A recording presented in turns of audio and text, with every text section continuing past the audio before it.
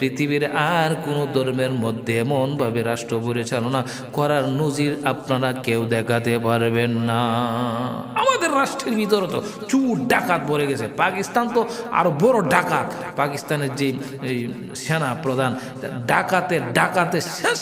আর India তো সুরের আড্ডা, আর বাংলাদেশ তো সুর বানায়া একদম 12টার গাড়িতে উঠে ফেলছে ভাই। যেই রাষ্ট্রের মধ্যে যেই রাষ্ট্রের প্রধান হতে চায় সেই চুরির জন্য তুলা রাশি হয়ে যায়, তুলা রাশি। বায়ান আমার, আমরা দেখেছি এবং মিডিয়াতে শুনেছি, একজন প্রধানমন্ত্রীর পিউন যদি 400 কোটি টাকার মালিক হয়ে যেতে পারে, এবার চিন্তা করে দেখেন গো, যারা ভালো পদের মধ্যে আছে, ভালো পজিশনে আছে, তাদেরকে কি চোর বললে চলবে? চলবে না। তারা হলো এই দেশের জন্য একজন ডাকাত। দেশকে লুট করে ফেলেছে, দেশটাকে 12টার গাড়িতে উঠিয়ে ফেলেছে। হযরত উমর রাদিয়াল্লাহু তাআলা আনহু যখন খলিফা, দেশের রাজা, দেশের রাষ্ট্রের রাজা, উমরের আঙ্গুলের ইশারায় যখন পৃথিবী অর্ধেকটা নড়াচড়া করে, তখনকার সময়ের কথা ইতিহাসের মধ্যে পাওয়া যায়, কিতাবের মধ্যে পাওয়া যায়। উমর রাদিয়াল্লাহু তাআলা আনহুর রাষ্ট্র পরিচালনা কিভাবে করেছিল ভাইরা আমার। উমর রাদিয়াল্লাহু তাআলা আনহুর সততা চতুর্দিক দিকে যখন ছড়িয়ে পড়েছে, এমন একটা সৎ রাজা পৃথিবীর জমিনে হতে পারে না। যখন সমস্ত পৃথিবীতে ছড়িয়ে পড়েছে, কিছু কিছু ইহুদি খ্রিস্টানরা পরীক্ষা করার জন্য হযরত উমর রাদিয়াল্লাহু তাআলা আনহুর বাড়িতে এসেছে। বাড়িতে আসিয়া উমর রাদিয়াল্লাহু তাআলা আনহুর পিউনকে, কর্মচারীকে বলে, আপনাদের রাজা বাড়িতে আসেনি গো, আমরা আপনাদের রাজার সাথে সাক্ষাৎ করতে এসেছি। বলতেছে ওমর রাদিয়াল্লাহু তাআলা আনহুর সাথে আমরা সাক্ষাৎ করতে এসেছি। কেন সাক্ষাৎ করতে এসেছেন? দারোয়ানের সাথে ডাক দিয়ে বলে, ভাই আমরা উমরের সাথে সাক্ষাৎ করতে এসেছি। উমরে দেশের রাজা, আমাদের পার্সোনাল কিছু কথা আছে রে ভাই, যদি সময় সুযোগ দেও তাইলে তার সাথে আমরা আলোচনা করতে পারি। তোমার সাথে বলবো না। ওমর রাদিয়াল্লাহু তাআলা আনহুকে গিয়ে বলে, হুজুর, বিন দেশ থেকে কিছু মেহমান এসেছে আপনার সাথে সাক্ষাৎ করার জন্য। আপনি যদি অনুমতি দেন, অনুমতি পেশ করেন গো, তাইলে আপনার সাথে সাক্ষাৎ করতে পারবে। বলছে কিসের জন্য এসেছে? বলতেছে কিসের জন্য এসেছে তারা তো আমাদের সাথে কিছু বলে না, একমাত্র আপনার সাথে কথা বলবে, সেই কথা বলে দাঁড়িয়ে আছে গেটের সামনে। ওমর রাদিয়াল্লাহু তাআলা হুকুম করে দিয়েছে, যাও তাদেরকে পুরো বাড়ির ভিতরে আসার জন্য, আমার রুমের ভিতরে আসার জন্য। প্রায় সন্ধ্যা হয়ে গেছে।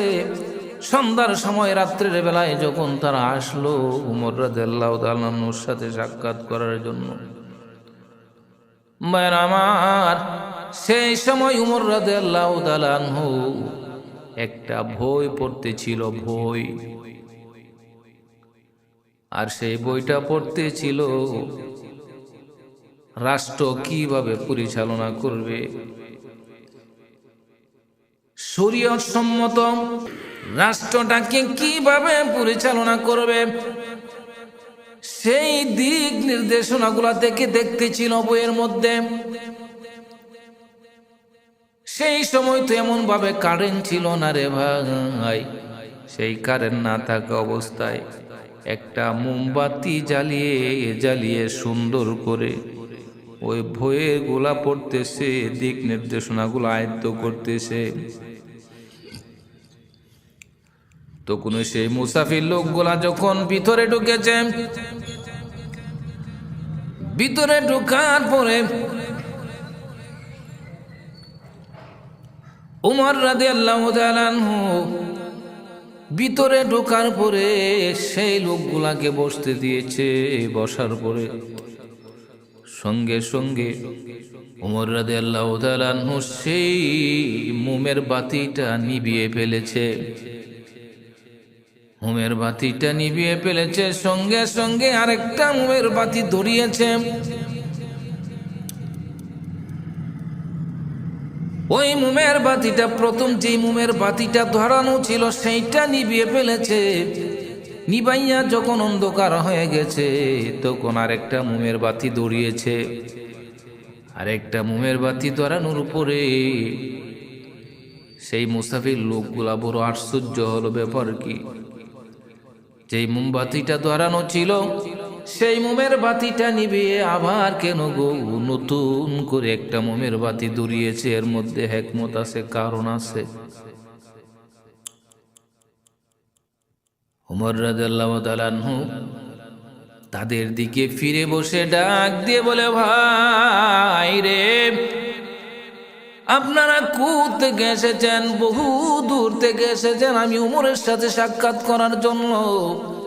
কেন এসেছেন এবার বলতে পারেন? আমার কাজ শেষ হয়েছে, আপনাদের কথা শোনার জন্য আমি প্রস্তুত হয়েছি। আপনারা কি জানতে চান গো, কি বুঝতে চান আমার কাছে বলতে পারেন।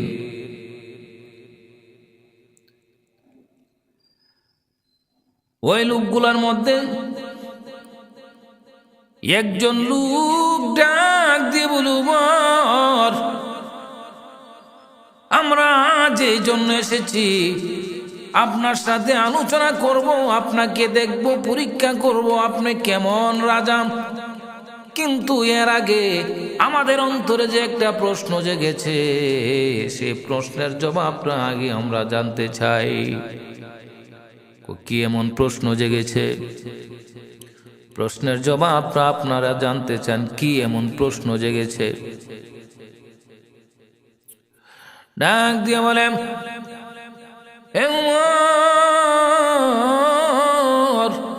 আমরা যখন এসেছি আমরা দেখি যে আপনি লেখ পড়তে বসেছিলেন, পড়ার মধ্যে ব্যস্ত ছিলেন, একটা মোমবাতি ধরিয়ে। উমর রে, সেই মোমবাতিটা ধরিয়ে যখন পড়তেছিলেন আমরা আসার সঙ্গে সঙ্গে আপনি সেই বইটা বন্ধ করে ফেলেছেন। বইটা বন্ধ করিয়া ওই মোমবাতিটাও নিভিয়ে ফেলেছেন। মোমবাতিটা নিভাইয়া আবার নতুন একটা মোমবাতি আপনি ধরিয়েছেন রে উমর। এইটার মধ্যে হিকমত কি জানতে চাই। মোমবাতির পরিবর্তন কেন গো? এই মোমবাতিটা তো প্রায় অর্ধেকের বেশি বাকি আছে, আর এখন যে ধরাইছেন মাত্র কিছু একটু বাকি আছে, এটার চেয়ে আরো ছোট, তাইলে পরিবর্তন করলেন কেন গো উমর? আমাদের মনের ভিতরে কৌতূহল জেগেছে, সেই কথাটা জানার জন্য সর্বপ্রথম সেইটি আপনার কাছে আমাদের প্রশ্ন।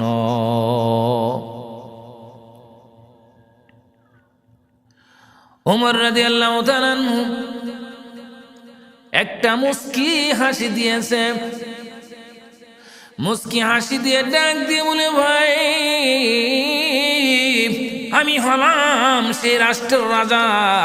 আমার কাছে যদি ইনসাফ না থাকে রে বাবা, তাইলে আমার রাষ্ট্রের প্রজাদের কাছে কোনো ইনসাফ থাকবে না। করা যাগো উমর গো, সেই বাতি পরিবর্তন করার মধ্যে কিসের ইনসাফ করা গা? উমর রাদিয়াল্লাহু তাআলা আনহু ডাক দিয়ে বলে, ভাই রে, আমি যখন বইটা পড়তেছিলাম সেই রাষ্ট্রের কাজের জন্য, রাষ্ট্র কিভাবে পরিচালনা করব শরীয়ত সম্মতের ভিতরে, ইসলামের ভিতরে থেকে কিভাবে রাষ্ট্র পরিচালনা করব, সেই দিক নির্দেশনাটা আমি বই থেকে উদ্ধার করেছিলাম, পড়তেছিলাম, জানতেছিলাম। আর সেইটা হলো রাষ্ট্রের জন্য কাজ। এই জন্য রাষ্ট্রের কাজের জন্য, ওই রাষ্ট্রের কাজের জন্য, রাষ্ট্র পরিচালনা করার জন্য যখন আমি বই পড়তেছিলাম, আমি মনে করেছি সেইটা রাষ্ট্রেরই একটা কাজ। এই জন্য রাষ্ট্রের বাতি দিয়া, রাষ্ট্রের কিনা টাকা বাতি দিয়া আমি সেই বইগুলা পড়তেছিলাম রে ভাই। আর যখন আপনারা এসেছেন আমার সাথে কথা বলার জন্য, এইটা আমি ভেবেছি সেইটা হলো আমার পার্সোনাল বিষয়। কোনো মানুষের সাথে কথা বলা, পরামর্শ করা, সেইটা হলো আমার পার্সোনাল। আর আমার পার্সোনাল বিষয়ে, আমার পার্সোনাল বিষয়কে সামনে রেখে রাষ্ট্রের টাকা কিনা একটা বাতি আমি পুড়ে ফেলবো, একটা বাতি আমি ঝুলিয়ে ফেলবো, সেইটা আমার মওলার কাছে জবাবদিহি করতে হবে। এই জন্য আমার নিজের কাজের জন্য নিজের টাকা কিনা বাতিটা ধরাইয়া তোমাদের সাথে কথা বলার জন্য আমি প্রস্তুত হয়েছি। সেই কথা বলার পরে সমস্ত ইহুদিরা হতভম্ব হয়ে গেল, একদম চুপ হয়ে গেল, আশ্চর্য হয়ে গেল। একজন ইহুদি ডাক দিয়ে বলে, পৃথিবীর জমিনে কত রাজা বাদশাহ দেখেছি, এমন ইনসাফওয়ালা রাজা বাদশাহ আমাদের জীবনে আর কোনোদিন দেখি নাই, আর দেখবো না মনে হয়। ওমরে ডাক দিয়ে বলে, ভাই কিসের জন্য আপনারা এসেছিলেন? আমার কাছে এসেছিলেন গো, আপনারা প্রশ্ন করতে পারেন। তখন তারা বলতেছে, হুজুর আমরা যেই জন্য এসেছিলাম গো হুজুর, আমরা বুঝে ফেলেছি, আমাদের আন্দাজ হয়ে গেছে, আমাদের পরীক্ষা হয়ে গেছে গো হুজুর। আমরা যেই জন্য এসেছিলাম সেইটা আমরা পেয়েছি গো। পৃথিবীর জমিনে এমন রাজা, এমন বাদশার জীবনে কোনোদিন হবে না মনে হয়। হুজুর এইটা যদি ইসলাম হয়, এইটা যদি মুসলমানের ধর্ম হয় গো হুজুর, তাইলে আমাদের বিশ্বাস হয়ে গেছে ইসলাম ধর্মটাই সবচেয়ে সত্যিকারের ধর্ম গো হুজুর। আমরা আর দেরি করব না, আপনার হাতে ধরে কালেমা পড়ে মুসলমান হতে চাই। এই জন্য বলা হয়, যতদিন পর্যন্ত ইসলামী রাষ্ট্র প্রতিষ্ঠা না হবে, ততদিন পর্যন্ত যত ভালো মানুষ আসুক না কেন গো, সে কোনো দিন ভালো থাকতে পারবে না, যত ফেরেশতাই আসুক না কেন গো। এই সংবিধান অনুযায়ী যদি আপনি রাষ্ট্র পরিচালনা করেন, চুরের অভাব থাকবে না, আপনার পকেটে বসে বসে সে চুরি করবে। এবার আমার ওমর রাদিয়াল্লাহু তাআলা আনহুর বিবি একদিন ঘর থেকে কিছু টাকা বের করে ওমরকে দিয়ে বলে, হুজুর আমি এক আনা দুই আনা করে কিছু টাকা জমাই করেছি, সেই টাকাটা আপনার কাছে দিয়েছি গো হুজুর, আমার কিছু মিষ্টি খাওয়ার জন্য মনে চাইতেছে, এই টাকাটা দেন, আমার জন্য কিছু মিষ্টি আনেন। বিবি বলেছে মিষ্টি আনার জন্য। বিবিকে ডাক দিয়ে বলে, বিবি গো এমন কষ্ট করে টাকা পয়সা তুমি জমাইছো মিষ্টি খাওয়ার জন্য, তোমার মিষ্টি খাওয়ার মনে চাইতেছে, আমার কাছে বললেই তো চলতো। ডাক দিয়ে বলে, হুজুর স্বামী গো আপনার কাছে কেমন করে বলবো গো, আপনি যেই টাকা পান রাষ্ট্রীয় ভাতা থেকে, যেই টাকাটা আপনি পান, সেই টাকাটা তো ঘর সংসার চালাইতে আপনার কষ্ট হয় গো। এই জন্য আমার স্বামীকে আমি বলি নাই, আমার স্বামীকে কষ্ট দেয় নাই, আমি কিছু কিছু এক আনা দুই আনা করে জমা করে রেখেছি। টাকাটা নিয়ে গেছে। এবার বলেন সে কি টাকাটা দিয়ে মিষ্টি কিনবে না আর কিছু করবে? পাগলের মতো যাইয়া বিবির জন্য মিষ্টি কিনবে। কিন্তু ওমর রাদিয়াল্লাহু তাআলা আনহু চট করে রাষ্ট্রের ভিতরে রাষ্ট্রীয় কোষাগারে চলে গেছে, ব্যাংকের মধ্যে টাকাটা দিয়ে ওই রাষ্ট্রের ব্যাংকের মধ্যে সরকারি তহবিলে টাকাটা জমা দিয়ে ডাক দিয়ে বলে, যারা টাকাটা বেতনটা যারা পরিচালনা করে তাদেরকে বলে, এই টাকাটা রাষ্ট্রীয় কোষাগারে রাষ্ট্রীয় তহবিলে জমা করে দাও। কেন, কিসের টাকা এটা? ডাক দিয়ে বলে, ভাইরা, আমি যে টাকাটা বেতন পাই সেই টাকাটা যখন আমার বিবির কাছে গিয়ে রাখলাম, আমার বিবি এক আনা দুই আনা করে সেই টাকা থেকে বের করে করে কিছু টাকা জমা করে রেখেছে মিষ্টি খাওয়ার জন্য। তাইলে মিষ্টি কিনবেন, এখানে দিলেন কেন? তখন ডাক দিয়ে বলে, ভাই, আমি জানতাম না এত টাকা আমার লাগবে, এত টাকা আমার সংসারে লাগে। এখন আমার পরীক্ষা হয়ে গেছে গো, আমার সংসার চালানোর উপরে সেই টাকাটা মনে হয় বৃষ্টি হয়, মনে হয় বাড়তি হয়।